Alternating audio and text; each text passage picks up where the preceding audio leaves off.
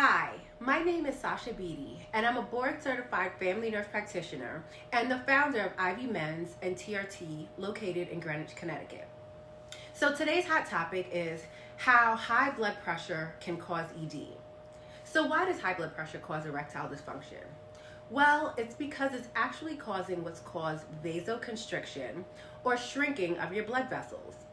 Your blood vessels must be working properly in order to carry blood to the tissue so that you can have an erection.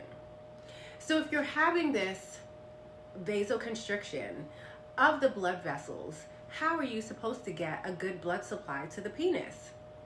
This is why most patients, when they do have high blood pressure, they go on vasodilating medications. A vasodilator is what opens up the blood vessels and allows for better blood flow to organs.